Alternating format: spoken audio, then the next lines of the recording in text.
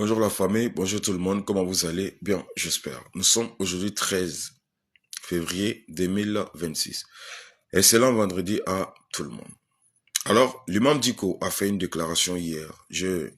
On a tous vu la déclaration de l'imam Diko sur RFI.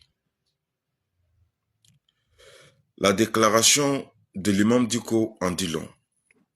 Ça montre déjà sa position et ça montre que l'imam Diko, c'est un menteur. Ça montre que l'imam Diko, c'est un manipulateur. Ça montre que l'imam Diko, c'est un terreau et un chef terreau que les Maliens ont pris du temps avant de savoir. Celui-là même qui était le soutien du pays et c'est à retourner sa veste pour se mettre de côté de l'Algérie et se mettre de côté de la France, de l'impérialisme pour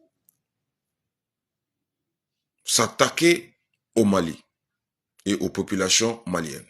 Hier, l'imam Diko a fait une déclaration en disant que les terreaux sont armés, les soldats maliens sont armés et c'est la population civile qui prend les pots cassés. Et là, il faut négocier avec les terreaux.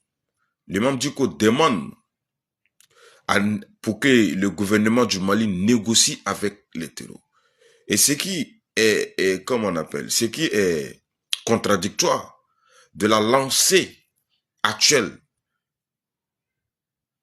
du Mali, la reconquête totale du territoire. Demande aux terreaux de déposer les armes ou périr. L'imam Diko dit non, on n'a qu'à négocier. L'imam Diko, le Nigeria est plus agressé, plus attaqué par les terreaux que les trois pays de l'AES réunis. Il y a plus d'attaques au Nigeria, plus d'envois au repos éternel des civils au Nigeria, plus que tous les trois pays de l'AES réunis, par les terreaux de Boko Haram et d'autres branches. Mais les États-Unis viennent d'envoyer 200 soldats pour former les soldats du Nigeria et les montrer comment lutter efficacement contre les terreaux. Pourquoi l'Amérique ne dit-il pas au gouvernement du Nigeria de négocier avec le Boko Haram qui est au Nigeria depuis 1994? L'imam Diko. En Ukraine, l'OTAN est armée. Les soldats ukrainiens sont armés. La Russie est armée. Et la population civile est au milieu.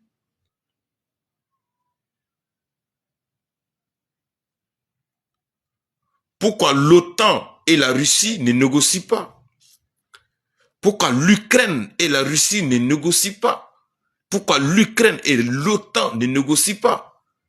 Pour ne pas que la population souffre.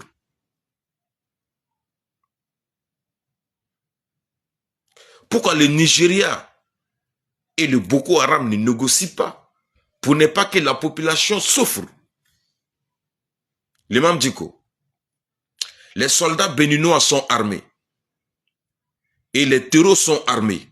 Et la population béninoise est au milieu, en train de souffrir. Pourquoi le Bénin ne négocie pas avec les terreaux pour que la population soit apaisée? L'imam Diko, Israël est armé.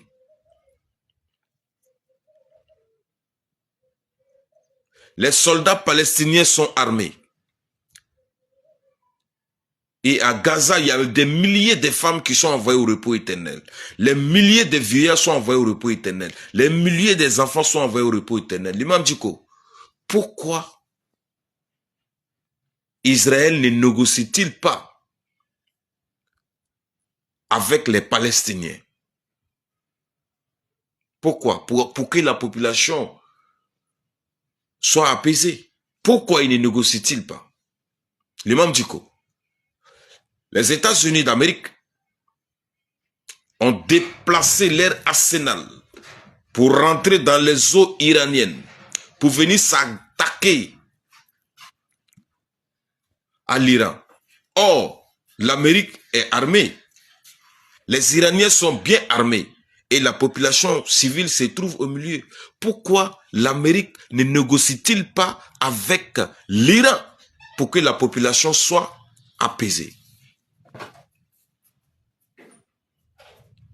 L'imam Diko, Soudan du Sud et Soudan du Nord, tous les deux camps sont armés, en plus avec des terreaux.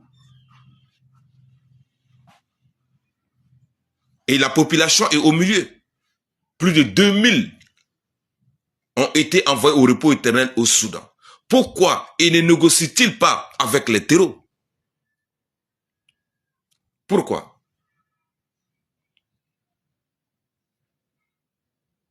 L'Amérique est partie jusqu'au Venezuela, aller agresser Venezuela, enlever le président Nicolas Maduro. Pourquoi l'Amérique n'a pas négocié avec Venezuela? Des exemples sont trop, Diko. En fait, votre déclaration est ridicule. Votre déclaration est en fait, c'est une déclaration contradictoire. C'est une déclaration bidon. C'est une déclaration médiocre qui montre encore une fois de plus votre main dans cette histoire de terreau au Mali. Vous vivez en Algérie. L'Algérie qui est un bastion terreau. Et vous faites la navette entre la France et l'Algérie. Nous savons très bien que les terreaux sont bel et bien armés par l'Algérie. Et toi, tu vis là-bas. Négocier avec les terreaux, pourquoi? La dynamique actuelle de l'AUS avec les terreaux, c'est que les terreaux déposent les armes ou périr. Négocier pour faire quoi? Pour ralentir la dynamique? Négocier pour faire quoi? Pour donner la force aux terreaux? Négocier pour faire quoi? Tandis que la France et l'Amérique ont fait 10 ans ici au Sahel, plus de 10 ans au Sahel.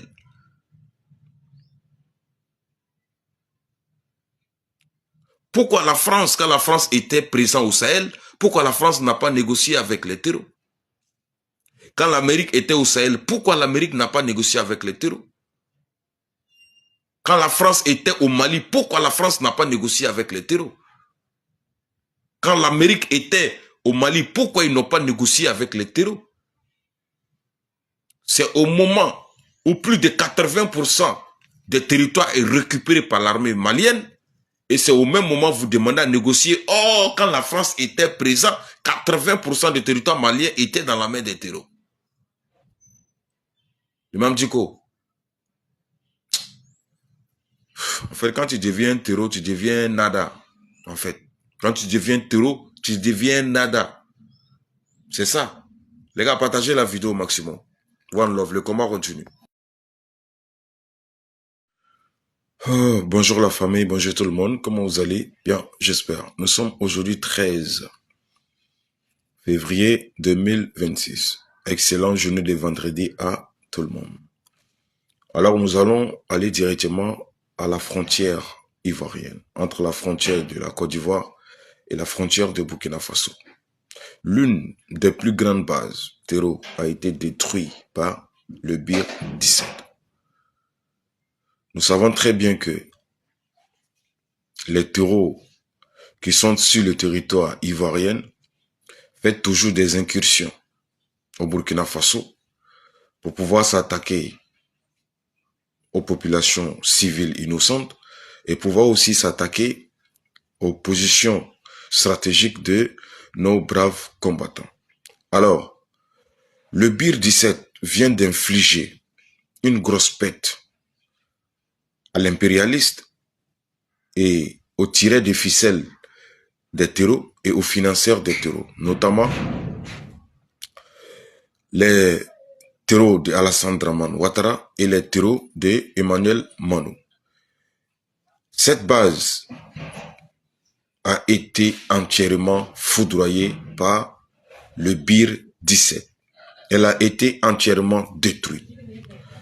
Des armes ont été détruites et par les frappes de drones, et il y a des motos qui ont été récupérées, des taxis-motos, des engins en 2 roues, les armes, des munitions et tout ce qui s'ensuit. Vous savez ce qui se trouve dans les bases terreaux.